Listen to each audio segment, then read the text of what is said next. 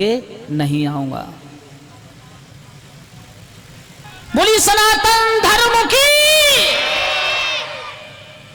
अब देखते हैं आगे जब कथा का प्रसंग चल रहा था।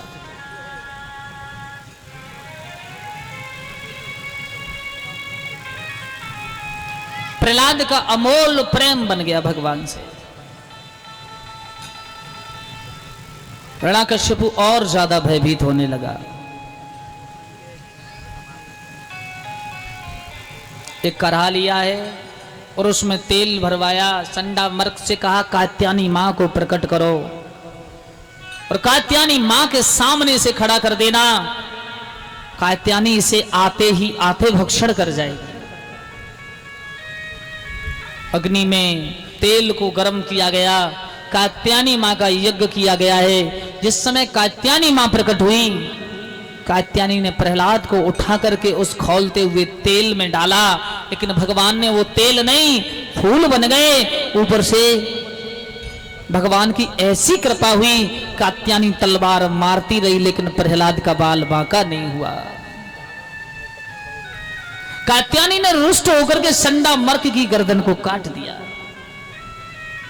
और जब संडा मर्क की गर्दन कटी तो प्रहलाद अपने गुरुजनों के सर को गोदी में रख के भगवान के लिए रोने लगे।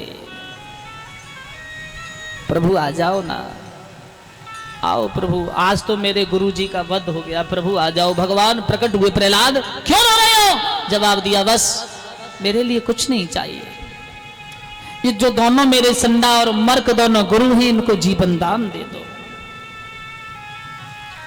भगवान कहने लगे, तुम कैसे हो? तुम्हारे दिल में इतनी दया, ये संडा मर्क तुमको मारना चाहते हैं, फिर भी तुम इनको जीवन दान मांग रहे हो। प्रहलाद ने कहा, हां प्रभु, मैं अपने गुरु को जीवन दान चाहता हूं। भगवान ने उसी समय संडा और मर्क को जिंदा कर दिया। संडा मर्क दोनों जिस समय हिरण्यकश्यपु के दरबार में पहुंचे, उन्होंने कहा, महाराज क्षमा करो, प्रहलाद को हम कभी सता नहीं पाएंगे। हिरण्यकश्यपु कहने लगा, क्यों? कहा, हमने मां कात्यायनी को बुलाया और कात्यायनी ने प्रहलाद को ना मार करके हमको ही खत्म कर दिया। हिरण्यकश्यपु बोला, अगर आप समाप्त हो गए तो फिर यहां कैसे खड़े हो? जवाब दिया, प्रहलाद के भगवान ने हमको जीवन दान दिया है। इसका मतलब वो आएगा, जरूर आएगा। जिस दिन मेरे सामने आएगा उसी दिन मेरे हाथों से मारा जाएगा। प्रहलाद एकदम भक्ति में लीन है। एक बहन है महाराज प्रहलाद की, सिंह का, वो मैके में रहती है महाराज। एक दिन पूजा करने भद्रकाली की जा रही थी और विप्रचिति घोड़े पर सवार होके चले आ रहे थे। विप्रचिति ने कहा, लड़की कहां जाती हो? थाली छूट गई, भाग खड़ी हुई। पीछे पीछे घोड़ा विप्रचिति ने दौड़ाना शुरू कर दिया। दरबार लगा है, हिरण्यकश्यपु बैठा हुआ है ऊंचे सिंहासन पर। एक बहन भैया के पास जाके, भैया, तलवार लेके कूदा। बोल बहन, क्या संकट है? जवाब दिया, ये सामने घोड़े वाला जो खड़ा है, जरा भी देर नहीं, तलवार लेकर के विप्रचिति की ओर दौड़ा। मल युद्ध 7 दिन हुआ, लेकिन हिरण्यकश्यपु की भी ये कहना था कि जो मेरी इन भुजाओं का बल तोलेगा उसके लिए मैं अपनी बहन का विवाह करूंगा। विप्रचिति ने उसके हाथ पैरों को बांध के मारने के लिए तैयार हुए, लेकिन बहन ने हाथ पकड़ लिया। क्षमा करो महाराज, भैया की शर्त के अनुसार आप हमारे पति हो। सुखदेव जी कह रहे हैं, महाराज परीक्षित, संज्ञका को दुल्हन बनाया गया, विप्रचिति को दूल्हा बना के दोनों का विवाह किया गया। जिस समय ससुराल के लिए चली तो भद्रकाली की पूजा करना नहीं भूली। पति महाराज से कहा, मैंने 12 वर्ष भद्रकाली की पूजा की है, मैं चाहती हूं कि आज भी मैया के दर्शन हो जाएं। भद्रकाली के दरवाजे पर पूजा करने जिस समय पहुंची, भद्रकाली ने उसी समय एक चीर लिया, शीतला चीर, और भेंट किया है सिंहका को। सिंहका, जब तक ये चूनर, ये चीर तुम्हारे सर पर रहेगा तब तक तुम्हारा कोई बाल बांका नहीं कर सकता। लेकिन हिरण्याकश्यप को यह सब कुछ अच्छा नहीं लग रहा था। कुछ समय ससुराल का जीवन नहीं काट पाई, तलवार लेके अर्धरात्रि के समय, सोते समय विप्रचिति की गर्दन को हिरण्याकश्यप ने काट डाला, बहन को विधवा कर दिया। और वो विधवा बहन कहने लगी, भैया ये तूने अच्छा नहीं किया। हिरण्याकश्यप कहने लगा, कोई बात नहीं बहन, मेरे साथ चलो, सैकड़ों दासियां दास तेरी सेवा किया करेंगे। तो वो सिंहका कहां रहती है? मायके में। भैया से कहने लगी, भैया आज बड़े चिंतित नजर आ रहे हो। जवाब दिया, हाँ चिंता का कारण ही है। क्यों? एक ही जवाब दिया कि चिंता बड़ी चिता से नर को निर्जीव बनाती है, मुर्दे को चिता जलाती है, जीवित को चिंता खाती है।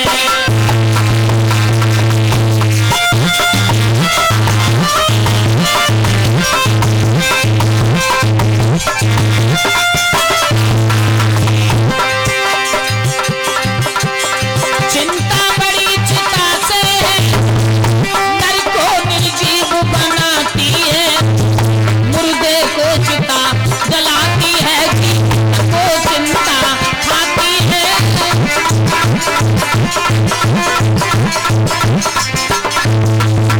एकदम कह दिया कि चिता मरे हुए मनुष्य को जलाती है और चिंता जीवित मनुष्य को जलाती है। भैया किस बात का कष्ट है? बोलो बोलो भैया बोलो, किस कारण मुझे बुलाया है और किसके कारण ओ भैया के चेहरा अब में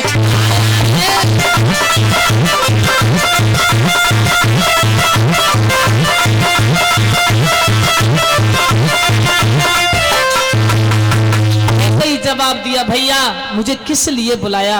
अरे आज से पहले जब दरबार में मैं आती थी आप बड़े खुश नजर आते थे, लेकिन आज आपका चेहरा ये सूखा हुआ है। भैया कारण क्या है? एक ही जवाब दिया, सिंह का ये जो मेरा पुत्र प्रहलाद है ये मेरी मौत का कारण बना हुआ है। जब तक ये नहीं मरेगा तब तक मैं चैन से नहीं बैठूंगा। सुखदेव जी कह रहे हैं, हे महाराज परीक्षित, सिंहका ने उसी समय कहा, कोई बात नहीं, ये शीतला चीर जो हमारे पास है जब तक मेरे सर पर रहेगा तब तक मुझे कुछ होने वाला नहीं। आदेश दिया, लकड़ियों का बहुत ऊंचा ढेर चिता को बनवाया गया और प्रहलाद से सिंहका बोली, बेटा चलो भगवान को भजन करेंगे। प्रहलाद बोलो, बुआ तू कब से भगतनी है गई, तेने जी भगतई कब से ले ली है? छोटो सो प्रहलाद उंगली पकड़ के आगे को चल तो जावे। पहुंचे भैया, पलौती मार के बैठ गई, गोदी में प्रहलाद बिठाए लो। प्रहलाद ने अपना तो भजन प्रारंभ कर दियो, श्री कृष्ण गोविंद हरि मुरारी, हे नाथ नारायण वासुदेवा। सिंहका ने वो चीर ओढ़े हुए है और भ्राता श्री को आदेश कर दिया कि लगा दो, अग्नि को प्रारंभ कर दो। अग्नि की लपटें जिस समय प्रारंभ हुई, भगवान का आदेश हुआ, ए अग्निदेव मेरे भक्त पर आंच ना आ जाए और ये सिंह का जिंदा ना बच जाए। पवन देवता से कहा, पवन देव तुम्हारा इतना कर्तव्य है कि हम किसी देवता का अपमान करना नहीं चाहते। ये जो चूनर सिंह का ओढ़े है, इस चूनर को खींच करके मेरे प्रहलाद को लपेट दो। पवन देव ने अपना काम किया, चूनर को खींचा और प्रहलाद को ढक दिया। अग्निदेव ने अपना काम किया और जब सिंह का जलने लगी तो प्रहलाद से कहने लगी, बेटा अब मुझे छोड़ दे, छोड़ दे, मुझसे नहीं रुका जा रहा। तो प्रहलाद ने जवाब दिया, बुआ तू भजन में मन से नहीं कर रही, तेरो भजन में मन नहीं लग रहा है। अगर तेरो मन भजन में लग जाता तो मेरी तरह तू आराम से भगवान को पुकारती रहती, चिल्लाती रही, चिंघारती रही, और उन अग्नि की लपटों में सिंह का जल के भस्म हो गई और प्रहलाद भगवान का भजन करते रहे। सुबह हुआ, सुबह होती सभी गांव वाले जितने नगर के लोग हैं सबकी आंखों में आंसू है। एक निर्दयी पिता अपने कितने सुंदर बेटा को जला दिया। सबको यही विश्वास है कि सिंह का नहीं जली होगी, जला होगा तो प्रहलाद जला होगा। गांव के बाहर चिता लगी हुई थी, लोग भागे, पहुंचे दौड़ के, क्या देखा? प्रहलाद दबे हुए हैं राख के अंदर, भस्मी के अंदर। उठवे के बाद जब नगर में प्रवेश किया है प्रहलाद ने, अरे भैया, बूढ़ी बूढ़ी माताएं मिल जाती हैं, प्रहलाद को उठा के गोदी से लगा लेती हैं, सीने से लगा लेती है। छोटी छोटी बहनाएं मिलती है, वो भी प्रहलाद को सीने से लगाती हैं। कुछ लोग खुशी में आ गए कि हमारे प्रहलाद बच गए, तो रंग लगाने लगे, प्रहलाद को गुलाल लगाने लगे। और उसी दिन से होली का त्योहार मनाया जाने लगा। होली दो प्रकार की होती है आजकल, होली दो प्रकार की। कुछ लोग तो भगवान की पूजा करते हैं, एक दूसरे के गले मिलते हैं, आनंद मनाते हैं, और कुछ लोग इंतजाम करते हैं 3 दिन पहले से ही, और ये आ रही है क्यों? वो गम मिटाते हैं, उनकी बहन मर गई जल के, और पीते हैं वारुणियों बस गलियों में, एक दूसरे से लड़ते हैं, झगड़ते। क्यों? वो राक्षस कुल के हैं भैया, और राक्षसों को वही अच्छा लगता है।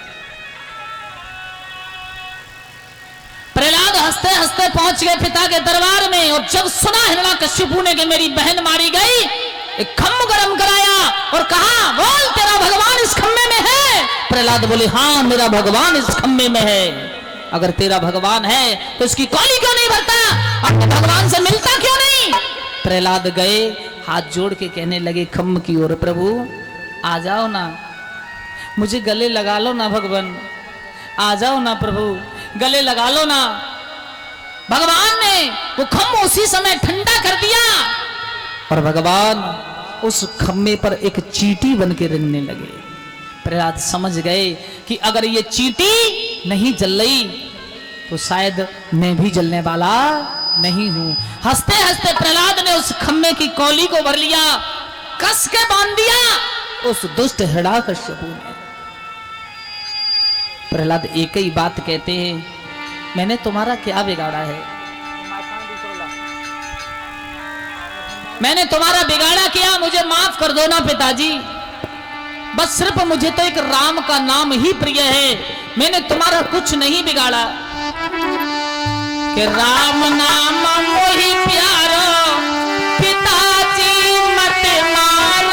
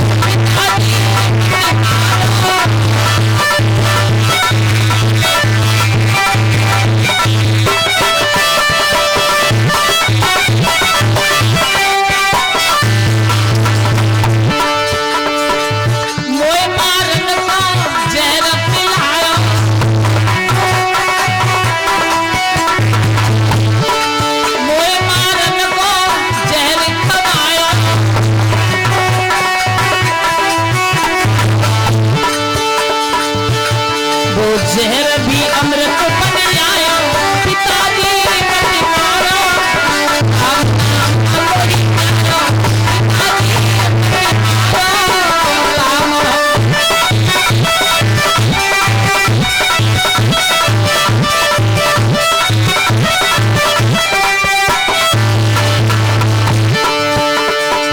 मोए मारन का हम कर्म करवाए,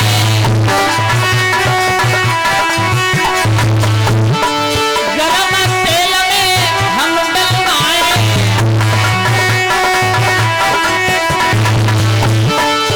फिर जाड़ो मोए चढ़िया, पिताजी मत मारो, राम नाम हमारी प्यारा, पिताजी मत मारो, राम नाम हमारी प्यारा, पिताजी मत